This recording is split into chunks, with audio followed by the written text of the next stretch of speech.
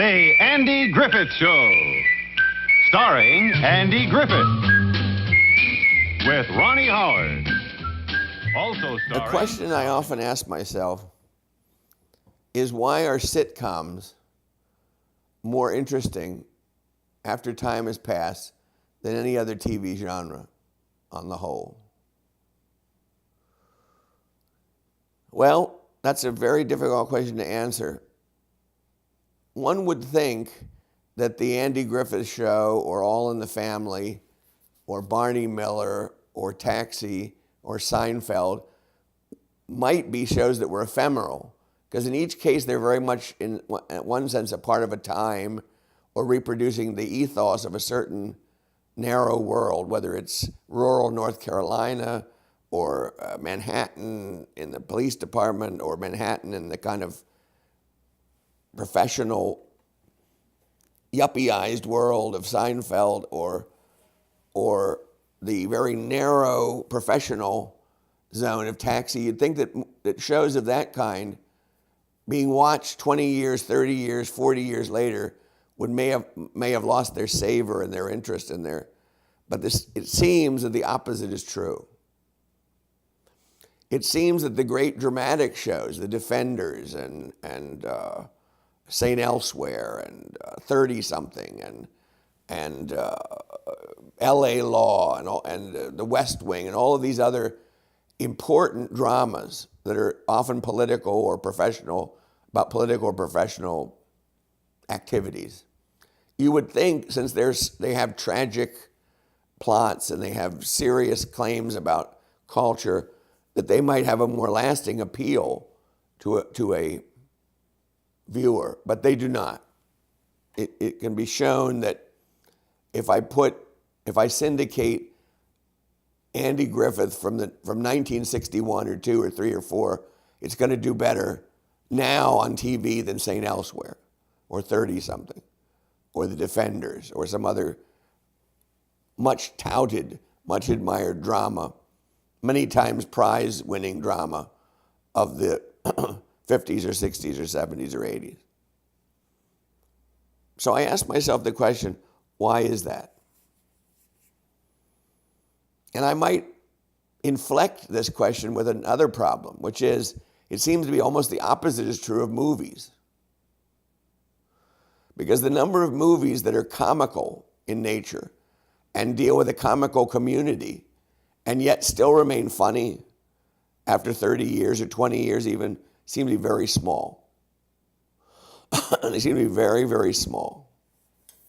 And the number of dramas and tragedies, intense personal stories that in the movies scale seem to be a much larger number that still have interest and still can be returned to with a kind of timeless attraction.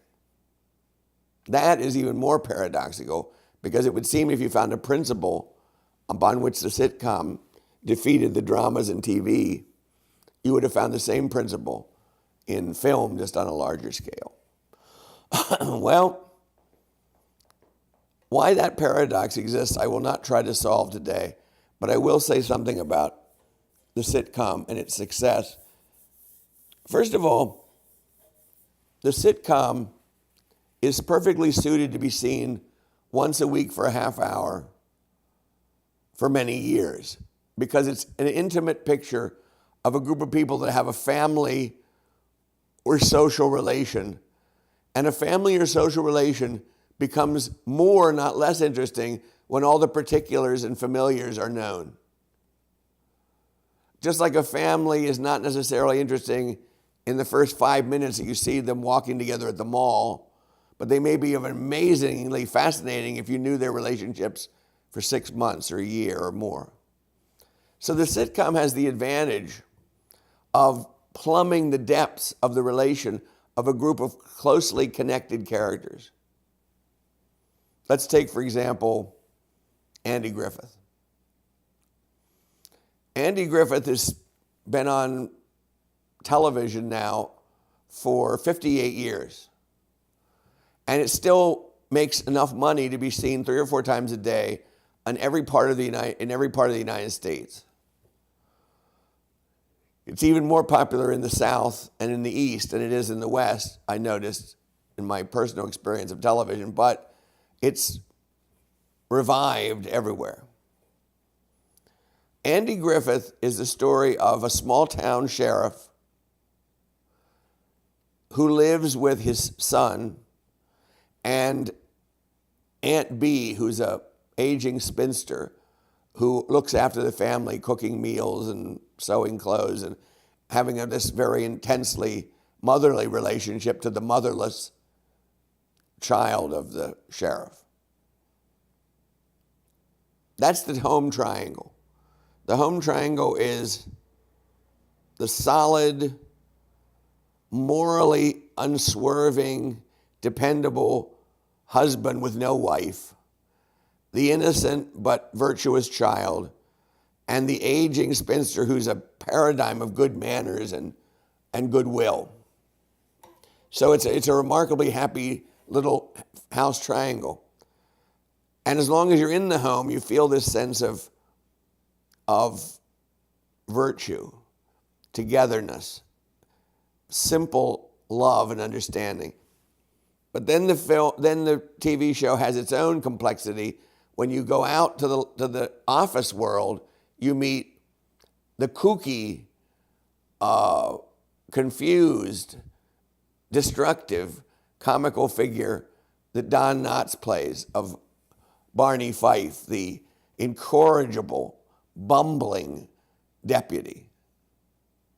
And this deputy has a relationship not only with the sheriff, but even with the sheriff's family. And wherever he goes, he brings disorder and an expectation of some kind of inappropriate, imbalanced action that will have to be corrected, usually by Andy himself. So that's the conflict.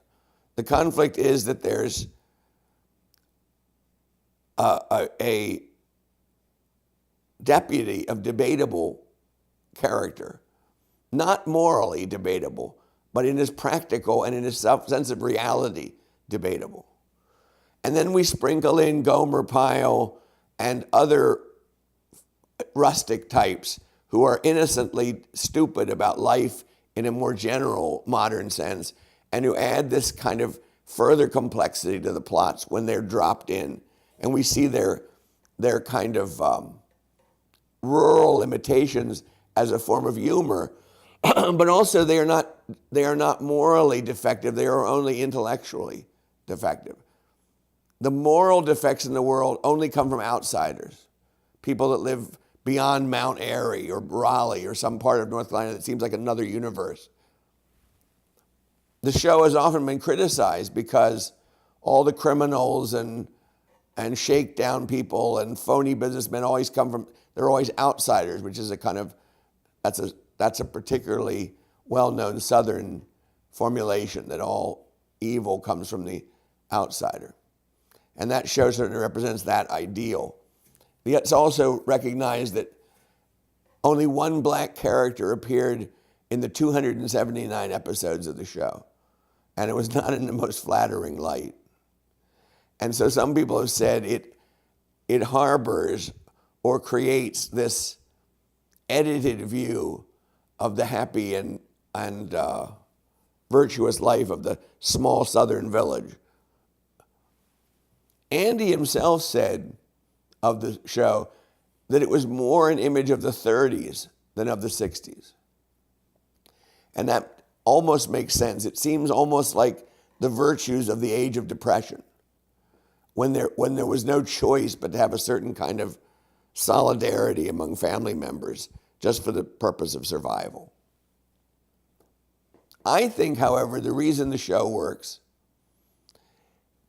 better, the sitcom works better, and this show in particular works better than a drama would have worked, is that the relation of the characters are archetypal rather than historical. In The Defenders, which is a drama, or LA Law, or The West Wing, it's about political or legal relations of a certain era. And the interest comes from recognizing the mechanics of that era, what it meant to be a lawyer in LA in the culture of the 90s, what it meant to be a prosecutor in the 1950s. And these historical representations that reveal the present day workings of a certain profession are by nature temporary, ephemeral, and changing. And when the world changes and the profession changes, the interest changes and moves with it. This is also true of hospital shows, which emphasize so much technology, and the wonders of surgery and pharmaceutical. These things are an ever-changing pattern. And they may seem, nobody can watch Dr. Kildare today because it might have been called Dr. Kill Him, because the treatments are so primitive that we shudder to think of the implications of the medical claims made by the doctors in the show. But the relations of people in Andy Griffith are archetypal. They're immovable. The motherless child who needs the support of his elder aunt, and how she sacrifices her own privacy for the family. The wifeless sheriff who is a model of sobriety and goodwill for the whole community. The kooky deputy who's a kind of humorous contrast to the moral order of the inner triangle. All of these are things that we've seen, and that whenever you see them clothed in the clothing of any era, they have the same relations. They have the same relations.